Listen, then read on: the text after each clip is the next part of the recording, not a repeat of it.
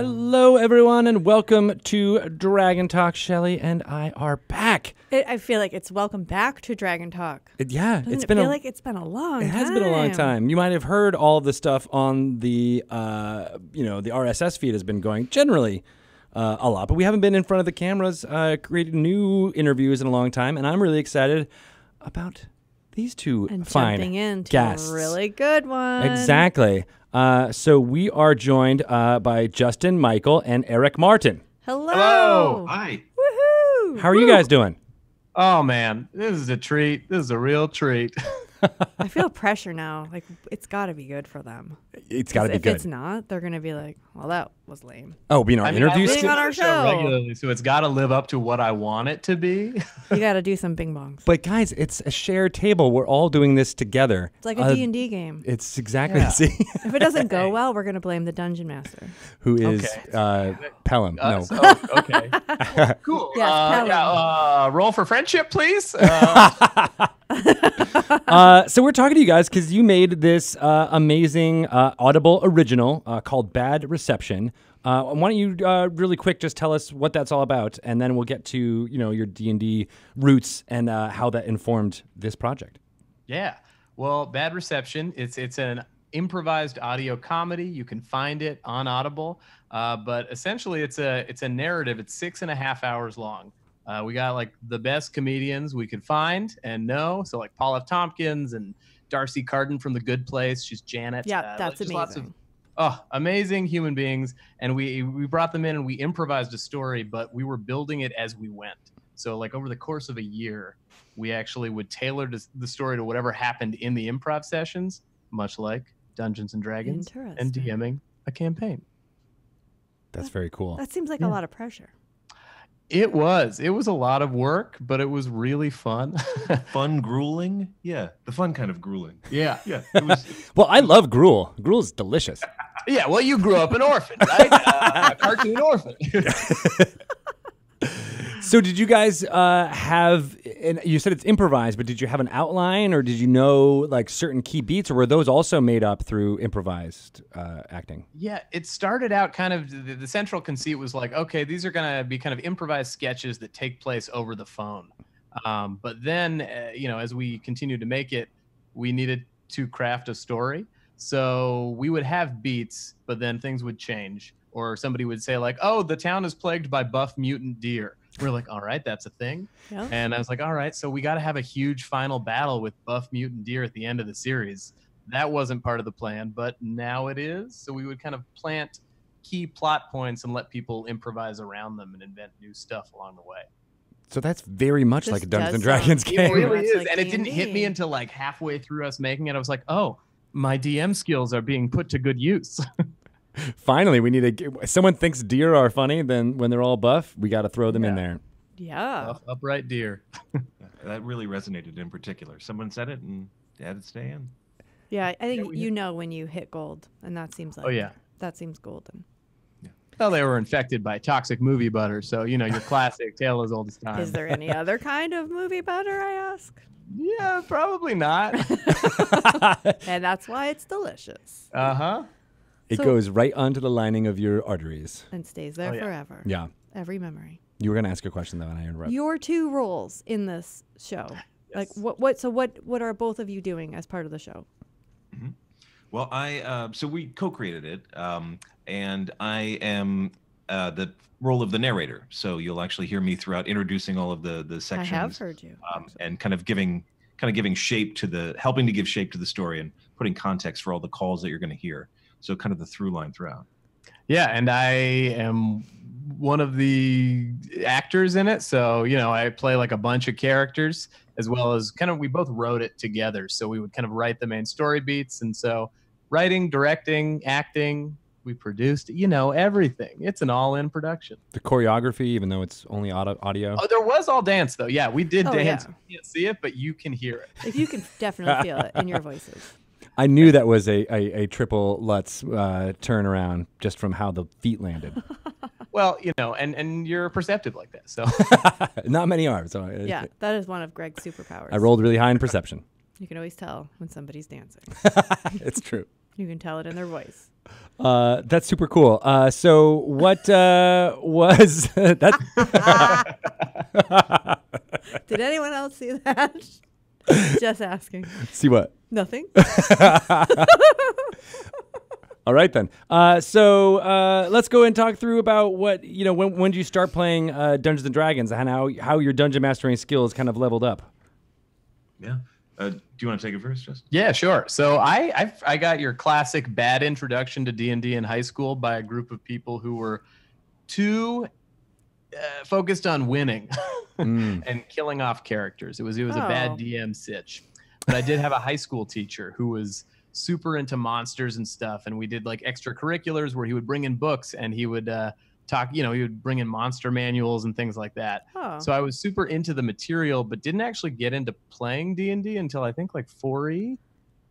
So my intro was again through like improvisers. I perform over at the Upright Citizens Brigade in Los Angeles. So like it feels like improv and D&D go hand in hand. People are pretty committed to just playing their characters at the table. So I got in through improv and didn't DM until 5E. And I feel like that really pulled me in. And now I'm like, in every book pouring through everything, mostly homebrew stuff. Mm-hmm. But yeah, I love it. It's my fave. And it really ended up shaping Bad Reception because, I feel like the sessions that we would have with improvisers where I would plan way too much felt like railroading a D&D session. I've had that D&D session where I'm like, I have this crown that I want you guys to get so you can swim underwater, go under this moat, and enter this castle to fight this drow lord. Didn't work. People don't care. They just wanted to go in the other direction. I was like, okay, I planned too much. I'm railroading my players. And like if you railroad improvisers, they're not going to have fun just like players won't have fun. So it was a lesson. Is there a dichotomy there between like the people who like sketch and have things like written out ahead of time and improv? Because it seems like to a layperson that those are very similar. Like you don't see that those But is that true in the comedy world? Yeah. So I think sketch. Ideally, like really good improv scenes, I feel like a sketch, like it feels like you're just coming up with a perfectly written thing on the spot. So I think they kind of work in tandem. But yeah, I think overly written stuff is going to be tough. You have to just run with your choices in improv. And I think it's the same with D&D. I think you're exactly right. And you said in your essay that you wrote. Yeah, I did send an essay to Shelley. You said it's a good essay. That your DMing has informed or helped with your improvising. And I've always heard it the other way around, that being a good improviser has helped DMs. But you're saying it the other way around. Yeah, I think they kind of fed each other. Like being an improviser helped me, I feel like, jump into D&D more easily. I was like, yeah, of course I'll commit and say yes and to this. And I'm down to like play this crazy character and not feel self-conscious about it maybe. Mm-hmm. I feel like there are different kinds of players at a table and some people aren't down to jump into a character, but I think the DMing end of it, D&D is what helped the improv of Bad Reception. So like being on the outside and trying to kind of wrangle and direct improvisers, I was really helped by like figuring out how to like plan the best play session for D&D. So, give enough of a loose outline of where we could go, but also not be beholden to it. That's super cool. I think that's good advice. Yeah. The only times that the first time I ever tried DMing, it was a terrible experience for everyone, mostly for me. But because I planned too much. And when the players didn't immediately like walk in the door and go right, I had no idea where they were going to go. They went left? Because they went left. And I was like, I didn't plan for this. I don't know what's happening. You hit a wall, and you have to turn around and go right. Yep, so there's a door there now. Sorry. There's a picture of me that's looking at you sternly. Saying, go the other direction. But it caught me off guard, and I was not prepared, and everything just fell apart since then. So I have heard since then also, don't plan so much. And you really... Yeah, some of my favorite sessions have been like, I didn't have enough time to plan, and just ran with what the players wanted to do and improvised it as we went along. And I was like, oh, this was great. You can do that. Yeah. Yeah. The other good advice I heard was, as a DM, that you should just like roll a lot of dice when they do something, and you're buying yourself some time, and you're like, oh, I don't know what to do. Okay, just keep rolling the dice and make them I think think the they made sound a of tip. dice makes people think you're doing something. Yes. You're like, yeah, You did something terrible. Yes. Oh, we shouldn't have The gone numbers left. don't lie. Yeah. Yeah. Right there. Oh, man, Clearly, if you were this behind is- the DM screen. Oh boy, you would see what happened. Oh wow, you guys correlates should have to went what's left. I'm gonna go easy on you now, because even though the dice are taking it pretty hard, I'm gonna. All right, a monster shows up. Yeah, right. They're props basically for dungeon masters to Yeah, waste time. exactly. I agree. Yeah. All right, well, Eric, what about you? When did you start playing Dungeons and Dragons? Yeah, well, for me, I actually was introduced to it. I got a rule book for Christmas when I was like 12, but I didn't have anybody to play with for a while. So I would pore over it, read all of the things, and then, as you mentioned, like when I finally like got into a game situation and became a DM for the first time, and it all planned out. And the moment it veered off the path, I didn't know what to do. So it's why improv is so important. But then in high school, I was like an actor, and all of my friends, they started playing. So I got into games with them, and then just had some epic adventures all through high school. So we would literally like rehearse our play, and then on the weekends or at nights, we would then go and play D&D. So That's cool. What era was that? so that was 90s, so early mid 90s. Sweet. So that was around the same time I was doing very similar stuff at the University of Connecticut with my theater dork friends. We were mostly the non-on-screen or non-on-stage folks, the tech crew and the stage managers. We would get together and do that exact same thing. But it fell apart, mostly because of over-planning or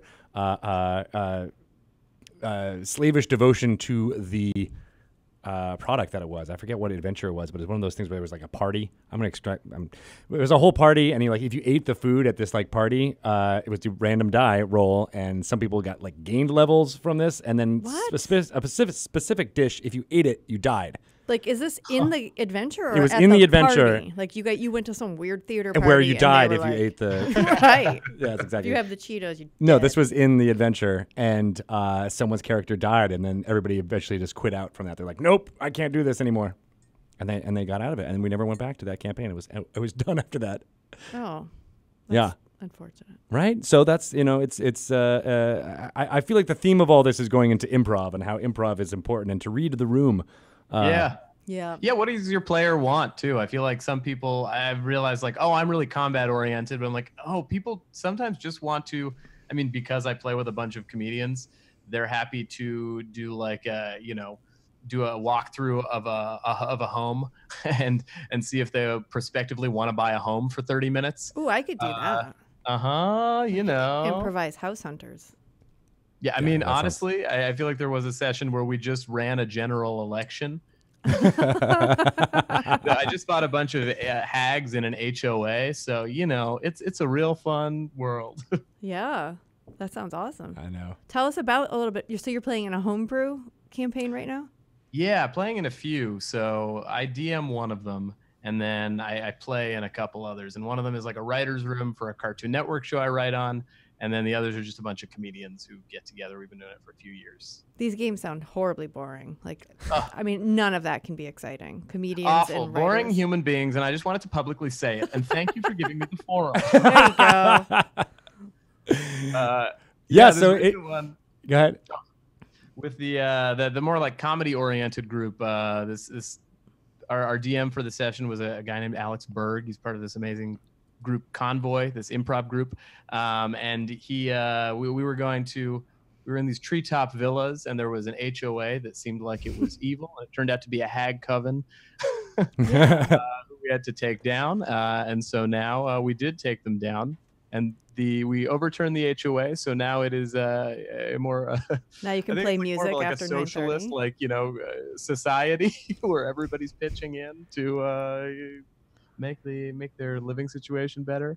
But you're fighting HOA is the real evil. It really is. I can feel this pain. Yeah. Nitpicky green hags. I feel like maybe, is there like a little like reality blending in with your fantasy here, with somebody having some issues with their HOA? I don't know. This one actually we do as an exquisite corpse, so I don't know I think he just was choosing a fun, like each session there's a new DM and we switch off. Oh, that's cool. And so like we kind of shift, and our players are we have We have a crystal where all the dead characters kind of get absorbed into the crystal, or if you're not there, the idea is that they've teleported inside, and so you have a power associated with that character. So even if they're not there, they still are there, you know, that's in some nice. capacity. But I don't know. I don't think Berg's buying a condo, so I don't know what's going on. That's pretty interesting. I love that conceit. Is that a way to make sure that there's people with a revolving cast where not everybody's going to be there from week to week, but you can still have them be present? Exactly, yeah. That's a good idea.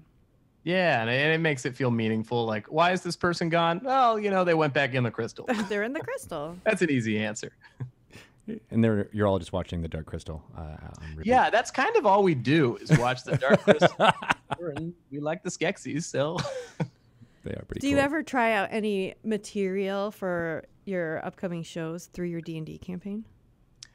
No, I mean, most of the shows that I'm doing are improv. So like really, sometimes I'll kind of, I really love diving into character voice stuff just because I do voiceover. So it's like an excuse to just try a character out for a while. Yeah.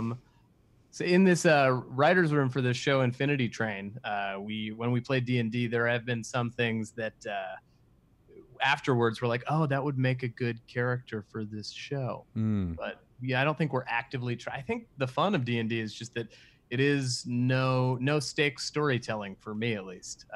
Like you can go anywhere and it's open and fun, and you're not worrying about somebody giving you notes about it. It's just really, not really trying to make it a work thing as much as possible. It's a good release. For sure. So Eric, you obviously do a lot of voiceover since you're the narrator for this as well. Do you ever use your voices when you're playing? Well, yeah, I it's funny. I've been so crazy busy. It has been a few years since I've played. But what I do is narrate a lot of fantasy and lit RPG books. So I'm definitely doing a broad range of character voices whenever I'm narrating a fantasy story. But it is now, and now I actually quit my full-time job a few months ago, so I have the opportunity to jump back in and join a game or two, which I'm very excited about. But so the answer is I will be. We gotta play. Yeah, that's right. I mean, Justin's anytime. You're in like 4 games, so there might be room once or twice. Yeah, maybe we'll see. I don't know. Get out of the crystal and join the game. You're stuck in the crystal the whole time. I'm totally using that next time You're I not want to allowed call to in jump sick. out. What kind of fantasy work have you been doing? Anything that we know about? Well, I just did a lit RPG series by this wonderful author from the Yukon. His name is Tao Wong, and he does, like, every sort of book is a different dungeon or level, and it truly is like you're just going through. And he writes great action sequences, so they're a lot of fun to do. I was doing some Russian translated ones for a while, which are super out there and crazy. Yeah. And it's just a really fun series. I love playing games like fantasy, like actual role-playing games as well on computer. So I love that format. That is, I love that too. Yeah, the stuff that comes, the fantasy that is not Western fantasy, when you're introduced to it, they have so many strange ideas that you're like, oh my gosh, why isn't more of this being infected into all the stuff we're reading and watching, nowadays? Yeah, for sure. Yeah, I dig it. It's funny. I just remembered when my first actual experience playing, and I was 12 years old, and my friend was like, "Hey, I've got a game, but it's super advanced," and I was like, "Oh, I gotta play it." He's like, "No, it's not for you. It's super advanced." And I was like, let me try it. I want to try that. Like, it was a challenge. So I started playing, and then 2 minutes later, he's like, "You're dead." Like, what? And he's like, "So you had to do this, and this." And I was like, oh, role-playing sucks. And I thought that for a while, but it turns out he was wrong. Role-playing is great. You just have to do it right. Well, it sounds like both of you had the gave it same experience of, another like, chance. the early way it was played was very much you must do X, Y, and Z in order to get past all of the challenges. Yeah, that first dungeon master can really make or break this, It obviously. can. Like, if you never went back to it, if you just thought role playing was like I just do something and then I die. Nobody tells me why. It's just how it is. Yeah. That could just be your impression of this.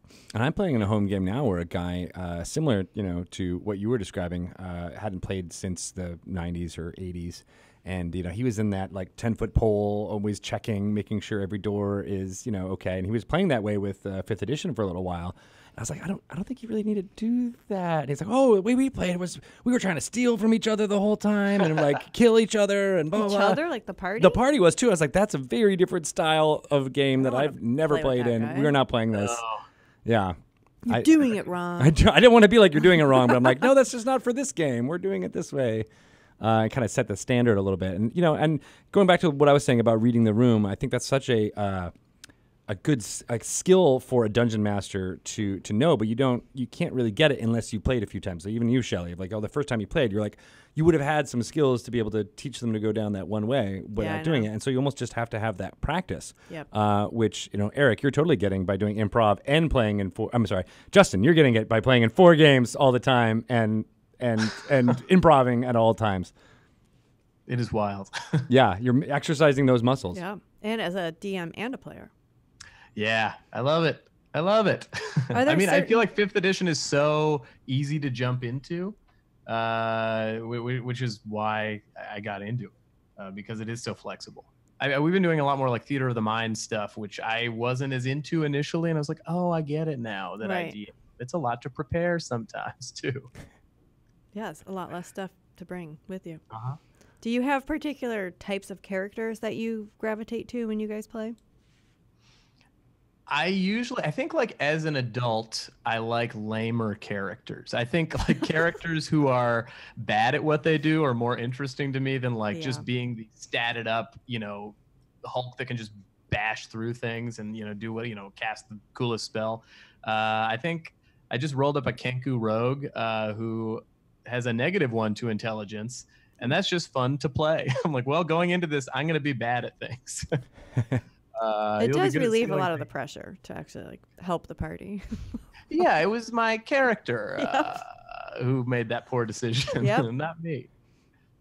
I'll always use like role playing, or my default will be to use it as like working towards an ideal of like, here's how I would want to behave, or just sort of like arc toward trying to make the right moral decisions wherever possible. That's been my sort of default to go to.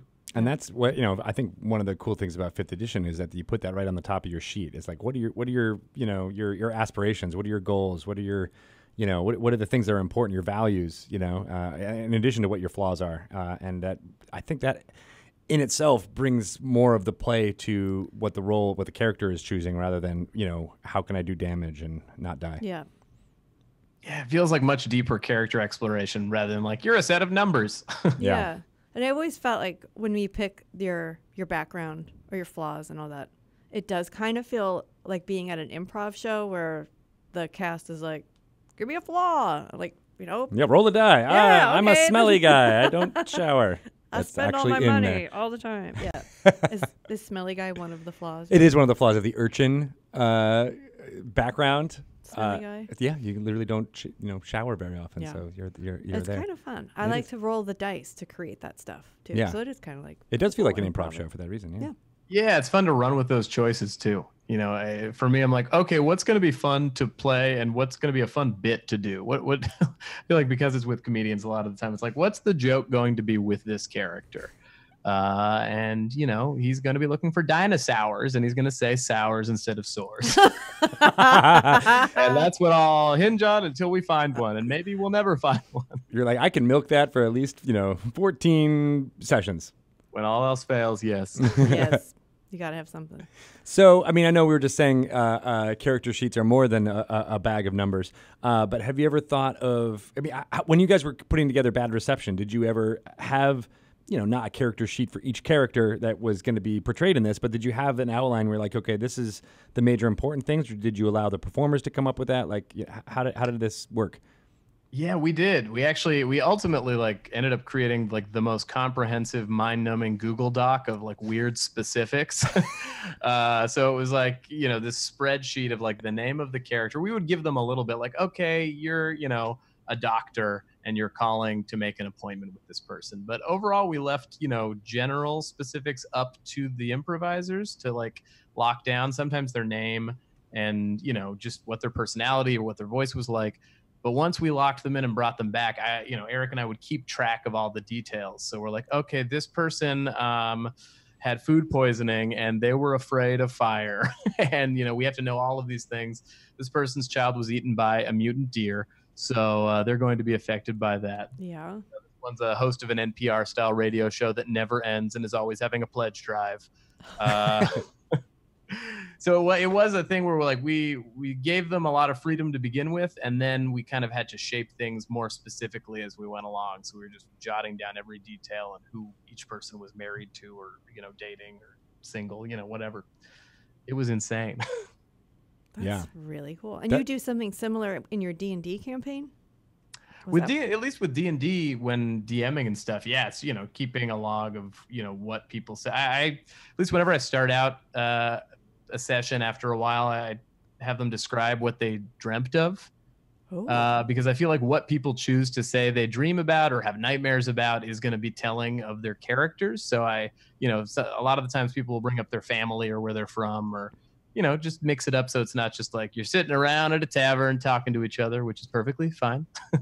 But when people have to describe being chased by teddy bear, tinker mechs, I'm like, okay, well, that's a thing that I will hold on to, and that will definitely happen down the line. Yeah, that is a great way to get portent, anything that the character is choosing to remember and talk to you about, it's going to have something, even if it's just, they're scared of snakes or clowns.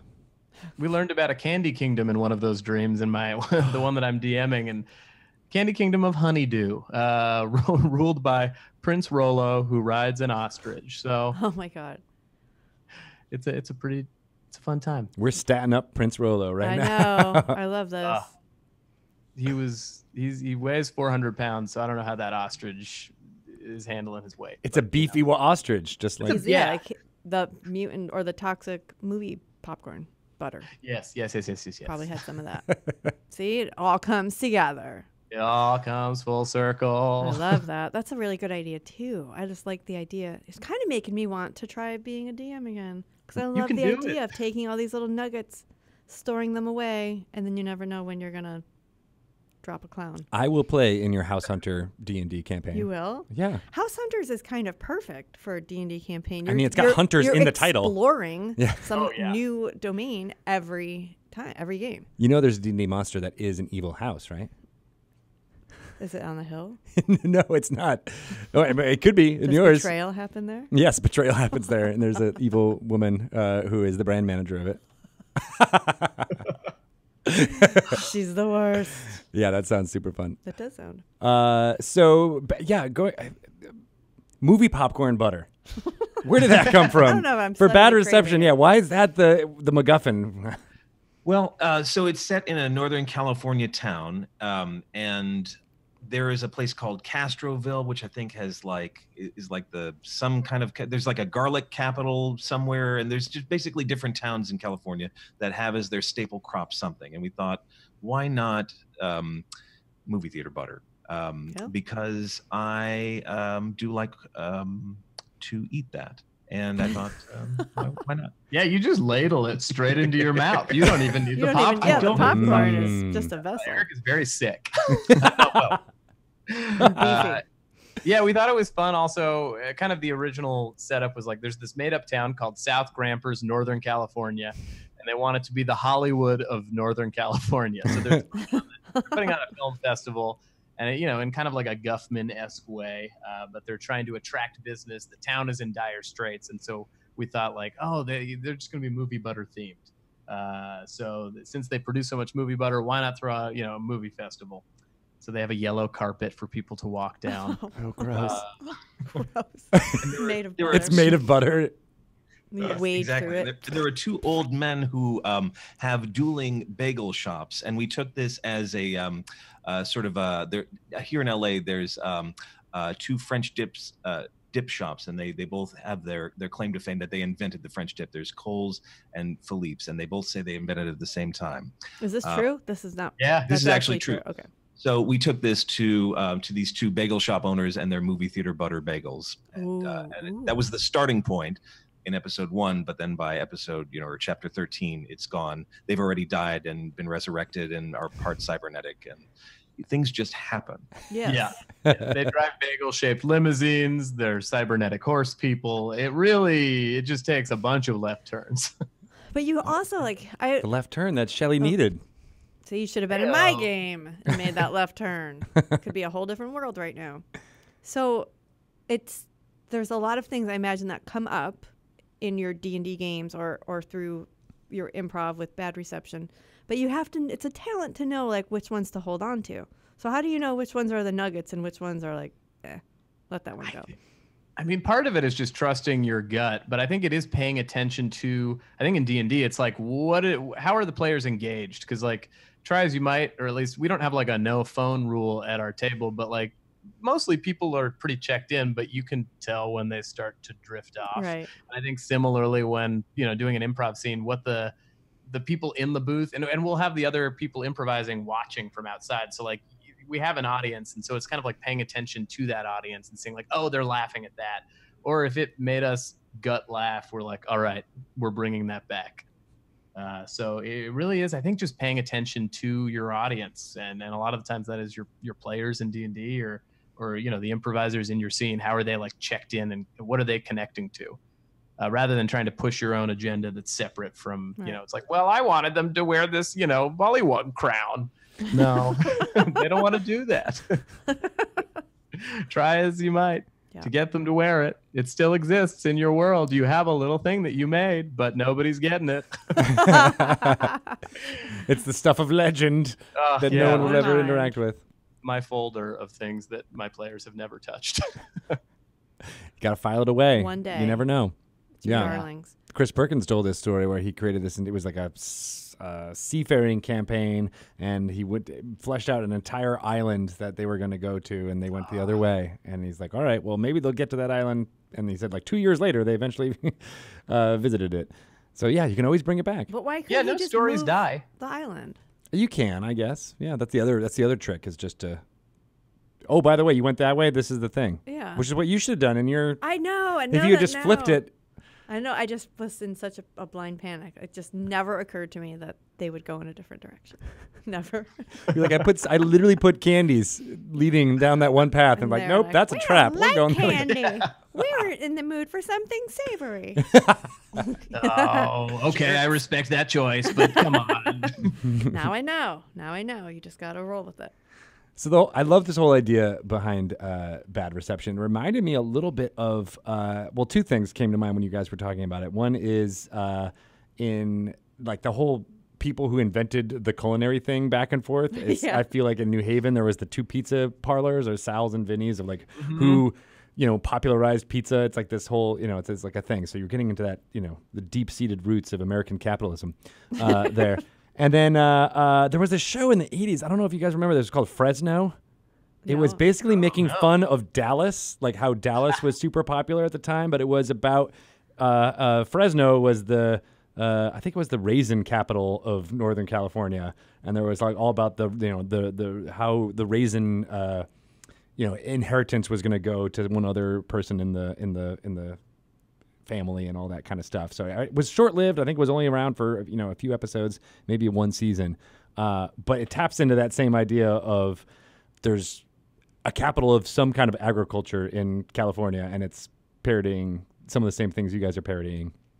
Yeah, it's fun to take something so high make something so low stakes very high stakes. So the fact that these people cared so much about movie butter in their town was just a fun thing to revisit no matter what. I mean, it became life and death over movie butter. Yeah, I mean, conflict is inherently interesting. So wherever you can amp that up, it's just going to make people key in and engaged. Yeah, sounds amazing. I've never heard of Fresno, and that sounds. I can't believe that happened and that I don't know about it. Now I got to rewatch it or make sure it wasn't just a dream I had. Hold on. See, you could use that. Oh, that was a show I dreamt about. Okay, never mind. Yeah, no, that was a dream. So you can bring that back in a later episode if yes, you want. I hope your dungeon master uses that then. I love the dream idea. I think that's really cool. It was a mini series from 1986, so I'm not crazy. Was it on the TV? It was on the TV. It was nominated for a 5 primetime Emmys. Woo. What? So Wow. at least it was I'm that much. surprised I don't remember. Charles Grodin was like the head of it. Ooh, I'm on board, and I'm betting he was cranky. He was might have been cranky. I think that Yeah. was because he was probably like the JR character, if I'm remembering correctly. I've never seen him not cranky as an actor. I love it. That's He his. hates those Muppets. He hates that big dog Beethoven. No, Like captured by that bounty hunter? no, he sir. does not like Martin Short as a small child, torturing him. At all. Dang you, Clifford. Oh man. So I think when a lot of people hear improv, they immediately think funny, comedy. But and a lot of dungeon masters might struggle with the being able to improv and roll with the punches and doing all the things that we were talking about. But in the world of D&D, it doesn't always have to be funny. You just have to know how to roll with things and read the room. And you're giving us some really good advice. But if you had to sum it up, like as with your backgrounds and knowing what you know and what you do for your day jobs, and you had to tell the average dungeon master tips on what they should do Oh man. to use improv in their own games, but it doesn't have to always be funny. Yeah, I think it's just make a choice and also read the room. Read what your players are interested in. Allow them to make choices for you. Mm-hmm. So, give them a setup that's open enough that it's going to be fun and they're going to want to make a choice. But then don't be afraid to let them make the decision and follow that. So I guess don't over prepare. Don't railroad your players too much. Yeah. Yeah. And I'd say it in just a word, listen. Yeah. Yes. Pay attention. Now, when you were casting, were you involved in the casting for Bad Reception? Oh yes. Okay. Yeah, So do you use some of those same parameters for when you put together a D&D group? Yeah, I think you think of friends who are receptive and open and aren't going to be the people who are trying to kill you or rob you in the middle of a session, unless you're like, this is a villain's campaign. Right. But yeah, I think you're looking for people who are open to working together and yeah, really listening to each other, or like are going to be engaged in trying to make strong choices. And I don't know, I think it's hard at first, especially if people haven't played D&D. So you kind of encourage them, give them that opportunity to like, make the choice. So they feel comfortable doing it. And it's like, I think that's what I love about inspiration in 5th edition. Yeah. Is, rewarding people for just doing something cool. Like, hey, you decided to do this in an unorthodox way. This is great. Keep doing that. And here, you have an in-game device. We gave you a little reward so you can keep doing those things. So, yeah. I think one thing you guys described would be super valuable for me as a dungeon master is creating that Google Doc of things that happen that you just make up on the fly, because those are the ones you may not remember, 5 sessions from now when you just happen to name this tavern, or that this barmaid has a family of halflings that she's adopted or something like that, right? Like those are the random details that you're never going to actually remember from session to session. So having even just the physical thing of typing it down into a document will probably make you remember a little bit more, but then having something back to refer to, I'm totally going to use that. I know. Yeah, I have a lot of little note cards that say things like Potato Alley. And I'm like, why did I write this down? I know Potato Alley is a place in the Tri-Canal area, but I don't know what any of this means. So, maybe organizing it in a doc is more helpful. Yeah, I could see that. Or ask your players, hey guys, what does Potato Alley mean? Yeah, I mean, I know, but I just wanted to test you. An NPC comes up to you and says, what do you know about Potato Alley? Yeah. There we go. Huh? Shelly, this is half of a campaign. Okay, I'm going to run run with store, that. And then an NPC comes up and asks you about Potato Alley. See? I just DM'd. You just did. Roll the dice. I need dice right now. I love that. And I think that players appreciate that stuff coming back, because recently in our Extra Life game, Adam Lee was my dungeon master, and he asked us for some backstory, and he probably meant like a couple of sentences, and much like your college essay, I wrote pages about my character that I was really only playing for 2 hours. And he used some of my backstory in our game, and I was so honored and so excited and so invested in that it was like, I just think it's cool. So yes, dungeon masters should definitely save some of those nuggets. Bring them back when the players least expect it. Mm-hmm. Yeah, it's cool to like. It feels like a good TV show, where it's like, oh yeah, this thing actually meant something. Yeah. And you put a lot of work into writing that bio, or I you know, sure whatever did. background. So you know, yeah. Bring it forward. Bringing it forward. Yeah, make it relevant. And you're right. It does feel like, oh, this was perfectly, foreshadowed in episode 1, what was going to happen in session 5. Yeah. Works out really well. So did you guys ever play Dungeons & Dragons with any of the cast members from Bad Reception or anything like that? Or are they into that type of improv, or are they just more into the comedy style? I think I feel like Dungeons and Dragons, especially because of 5e, has like really been more popular than ever. So I feel like it's spread a lot around the improv community because it's so easy to pick up. Zach Reno, he plays in Bad Reception. He plays the mayor's sidekick. He's kind of like a Robin-like ward named Beyonce, who's dressed like a bee but makes a lot of Beyonce references. He and Jess McKenna have this podcast called Off Book, which is an improvised musical. But Zach is super into D&D, so he's in one of that Exquisite Corpse campaign that I'm playing. And I think right now, he's a very musical dude, so there's a lot of singing involved. Oh, fun. He improvises. D&D musical. D&D musical. Coming up again. That were in the show that they're also in. Oh yeah, Fernie and Berg. Yeah, the two people who like reintroduced me to D&D. The guys from that improv group Convoy. Yeah, they both play a couple characters. I feel like there's a lot of crossover between D&D and improv and the people we had in the cast, and I feel like everybody is willing to. My girlfriend, she's in the cast. She plays in our sesh. She is Rolo, the prince who rides an Oscar. Oh, awesome. That's awesome. Yeah. Who does she play in Bad Reception? In Bad Reception, she plays two characters. One woman named Marta Hammerstein, who's constantly getting more and more plastic surgery for her and her dog. Oh. And she plays a woman who's trying to make a documentary about a Sasquatch, I think. That's right. Ann Chambers. These are so good. I know, right? I love this. Yeah. Awesome. Many fun. So, many fun. well, what about D&D improv? I've done a D&D improv show, actually. There at UCB, we did a Dungeons and Dragons and improv show once. Yeah, it was great. Yeah, we basically just got suggestions, I think, of like types of characters that you would roll up, and then, did scenes based off of that. It was in like kind of a Forgotten Realms-y sort of reality. Nice. Was it around like a tabletop thing, or were you actually up and? No, we were up and performing it. Yeah. But I think there are some shows at UCB where they're doing improvised D&D, or like there'll be, I think, players, and then what they say is kind of what they do in the game is the suggestion, and then there are scenes based off of what they're rolling up and stuff side by side. Yeah, There's a lot you can play with in that format. Yeah, that sounds really cool. Oh yeah. Yeah. But is it a regular thing, or is it just what was a one-off where they? It was more of a one-off sort of thing. Yeah. Man. Would love to bring it back. Yeah. I'm just I looking would for love any that. way to incorporate D&D into any of the things that I already do. I host a Batman the Animated Series podcast, and a buddy of mine who does stuff for like DM's Guild, I was like, you want to come over and just like try to figure out like what Mr. Freeze would be if he were a 5e character? What is Clayface? Yeah.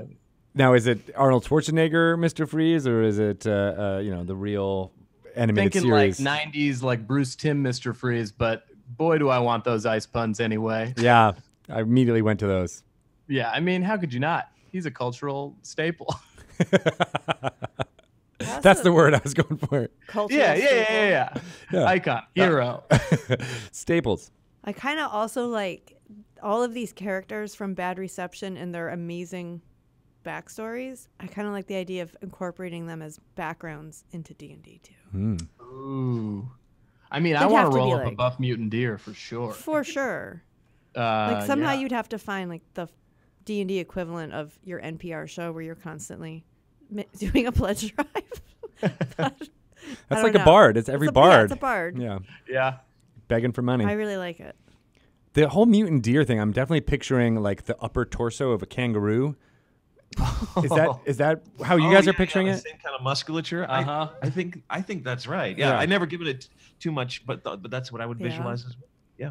Yeah, and that's the glory of audio. You can imagine whatever book That's true.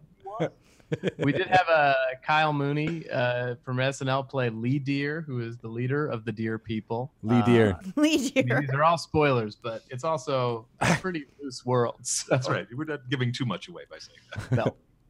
No. Someone who's watching this right now is on episode 9 and is like, "What, you son of a bee? How dare Beyonce!" you? I was riveted for the story. I thought they were merely animals. Sure, they were talking, but I'm going to stop laughing. This is gonna. and we felt it from far away. I felt a chill, and I knew somebody had stopped laughing. Somebody stop laughing. Tens of voices stopped laughing. Well, I mean, you guys said you got a whole bunch of other things in the mix. What's coming up next for you? Well, we're doing a live show for Bad Reception in San Oh, cool. Francisco. They're going to be announcing it on Friday if you check the SF Sketchfest website. But we've got some great people. We're going to do that. And we're working on our next project. I don't think we can talk about that. Yeah, I have so much, but I can't say what it is yet. Yeah. It makes me sad. But there's lots coming up. Okay. I write for a show called Infinity Train that's coming out on Cartoon Network next year. It's kind of it's a mystery, got some comedy in it, but yeah, I think the D&D audience would enjoy it. It sounds very D&D like a Yeah. Eberron mixed with She-Ra. I mean, there are definitely those types of characters. I like wish it. I could say more, but I'm contractually obligated to say nothing more. I just can confirm I do work on it. Yes, I write on the show, and you'll enjoy it generically. With no value add. Or Can at you all. tell us when it comes out? Next year. All right. Yeah, I think so. Sometime in 2019 is when it's supposed to come out, but that's all I We know. will look forward to it. Yeah. Yeah, it sounds awesome. There's been a lot of great animated. I mean, I mentioned She-Ra. I can't wait to see it. That hasn't come out yet, has it? No, but I think pretty soon. Very It soon. looks great. Yeah. Just that this rebirth of fantasy, just in general, is super awesome to be a part of.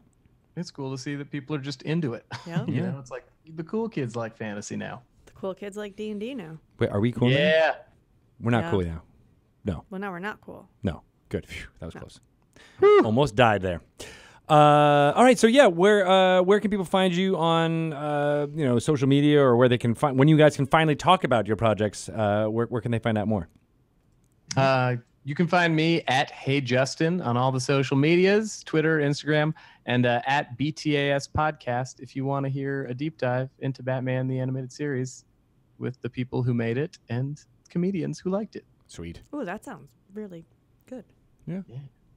And I'm at Eric1 Martin, ERIC1 Martin on Twitter. You can find me there. There is also ericmartinvoiceover.com where all of my stuff goes. And then if you want a direct link to Bad Reception, it's audible.com/Bad Reception. So it's right there. If you're not a member, first one's free, Yep. and check it out. This is a good one to use it's a good one to get anyway. But new members do get the free credit. Oh, yeah. Yeah, they do. But yeah, existing members, use your credit. Use your Use your credit. credit, Use your existing credit member. or pay You've for got it. credit. You're Yeah, fine. you're swimming in them. They're going to love it. That's what they're for. Support your fellow D&D artists out there Yeah. with Bad Reception. And with the bits I've heard, the previews that you guys have up here are hilarious. So Aw, you thanks. pick the right stuff Yeah. to be able to pique everyone's interests, I think, for this type of thing. Yeah. Good for long drives, short drives, all drives. Even if you're driving that plane. Keep on driving. Yeah, and I just on a personal note, the whole bit about the calling into a conference call, that scene, as someone who works in an office and does lots of conference calls, it's just so true. Yeah. Everybody can be the best at it, and it's still never going to go 100% well. We're all trying. Yeah. Yeah. But a conference call is a nightmare. Yeah. It's awkward. Yeah. Robin But yeah, Zaglou. we wanted to share some of that pain and just bring you right there. We felt it. We felt it together. Awesome. I'm glad. It's good to be understood. All right. Well, thanks, Justin, for playing as much Dungeons and Dragons as you do. Thank you, Eric, for jumping into Yes, one of Justin's thanks for campaigns. quitting your day job so you can now play D&D. That's why I did it. Awesome. Thanks Cool. for having us. Yeah. Yeah, this is fun. You Yeah, guys are this is great. fantastic. Thanks a lot. Bye-bye. Thank you so much. Bye-bye. Bye. Oh, come back to the crystal. Through the crystal. Bye, guys.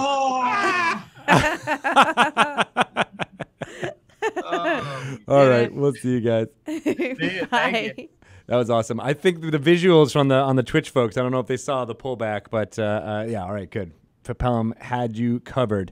Well, thank you, everyone was who is fun. watching for being there for this interview. We're going to take a short break and come back, and I'm going to talk to Ari Fine. about some lore you should know that you need to know about Ravnica. And then Shelly and I will be back to talk to Ivan Van Norman and Caleb Cleveland about their awesome ABCs of D&D. I want them to do a reading for And 1, us. 2, 3. I already did a reading.